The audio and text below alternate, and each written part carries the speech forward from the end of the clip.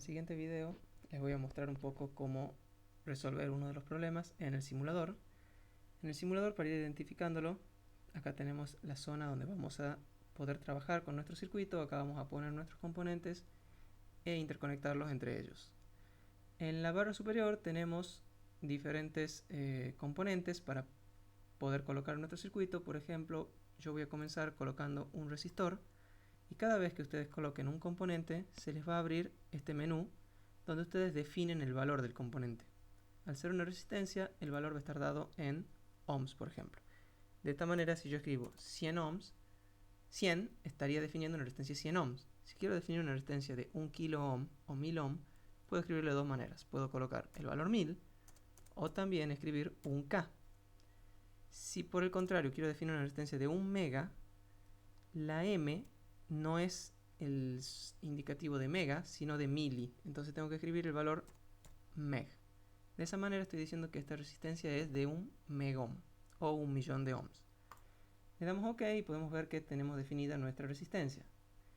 En el problema 1 nos pide que simulemos un generador de tensión que entregue una señal cuadrada de simetría impar cuya amplitud es de 2 voltios y frecuencia 2 kHz, y luego un generador de tensión de forma senoidal cuya amplitud es de 5 voltios. Yo voy a empezar por el apartado B. El apartado A lo tenemos resuelto en los problemas resueltos, así que voy a ir a resolver el apartado B. Permítanme hacer esto para que podamos ver un poco más claro. Y ahí tenemos. Vamos a definir o a colocar dentro de componentes. En Analog Primitives tenemos las fuentes que generan formas de ondas, y acá podemos encontrar la fuente senoidal. Entonces, colocando una fuente senoidal, le definimos un valor. Este valor es solamente el nombre que le vamos a poner a la fuente, será B sub S, y abajo me permite definir la amplitud, el nivel de continua y la frecuencia de trabajo. Veamos que en el enunciado me dice que la amplitud tiene que ser de 2 voltios, por lo tanto vamos a poner 2 voltios acá, y la frecuencia es de 2 kHz. Entonces vamos a definir la frecuencia como 2K. Con eso ya tenemos lista la fuente.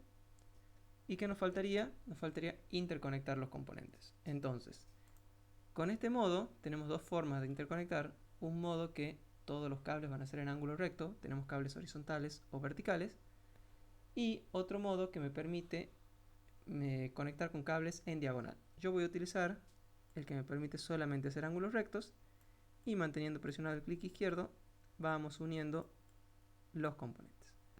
Una vez que estén todos los componentes unidos, vamos a ir a análisis transitorio, porque yo quiero ver la forma de onda, y vamos a ejecutar una simulación. Bueno, el error que pueden ver ahí es que me falta la masa. Siempre que hagamos una simulación de cualquier circuito, tenemos que colocar una masa en el mismo. Esto le permite al simulador calcular todos los valores. Bueno, vamos a ir nuevamente a la simulación. Y acá tenemos una ventana donde me permite definir el tiempo de la simulación, la cantidad el tiempo entre cada medición, y los rangos tanto en X como en Y de la variable. Yo ahora los voy a poner en automático para que lo defina de manera automática. Y dado que estamos ante una señal de 2 kHz, yo voy a definir un rango de simulación de 1 milisegundo. De esa manera debería poder ver dos periodos completos de la señal. El time step lo vamos a definir, por ejemplo, en 1 por 10 a la menos 6, un exponente menos 6, para poder tener una forma de onda bien redondeada. Entonces le damos a correr y ahí podemos ver la simulación. Tenemos una onda senoidal con 2 voltios de amplitud, 4 de pico a pico, y en el milisegundo podemos ver dos ciclos completos, por lo tanto la frecuencia es efectivamente de 2 kHz. Bien, el siguiente apartado me pedía que haga el generador de señal que entregue, que haga un generador de tensión que entregue la señal de la figura 1 y luego uno de la figura 2. Yo voy a hacer el de la figura 2, para lo cual vamos a cambiar la fuente esta por la siguiente. En las fuentes de forma de onda elegiremos la fuente pulsante. Esta fuente tiene una forma muy particular de definirse, que es, yo voy a darle primero que nada el nombre, B sub G por ejemplo, Y después tenemos los diferentes puntos y el valor del 1 y el valor del 0. Estos puntos, si ustedes se paran sobre uno de ellos, pueden leer que, por ejemplo, el punto 1 me define el tiempo hasta que se inicia el flanco ascendente. Perdón, voy a cerrar esto para poder ver el enunciado y volvamos a poner la fuente. El primer punto es el tiempo transcurrido hasta que se inicie el flanco ascendente. En el enunciado podemos ver que el flanco ascendente se inicia de inmediato, por lo tanto el tiempo este sería 0. El segundo punto es el tiempo hasta que se termina el flanco ascendente, como pueden leer en el help que aparece abajo. Y en nuestro caso es 50 microsegundos. La U significa micro. El flanco descendente inicia, en la gráfica está un poco corrido, iniciaría en 150 microsegundos. Y el flanco descendente termina a los 200 microsegundos. El periodo completo de la señal debería ser de 300 microsegundos. Aquí no se lee bien en el enunciado, pero es de 300 microsegundos. De esa manera tendremos la mitad del periodo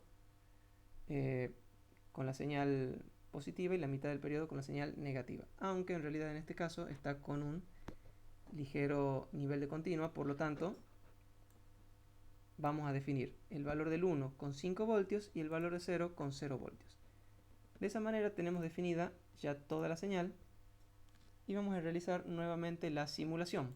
Hagamos un análisis transitorio y 1 milisegundo sería tiempo suficiente para verla la señal. Lo que sí voy a modificar es el rango de tensión, dado que mi señal va de 0 a 5 voltios. ¿Cómo se definen estos rangos?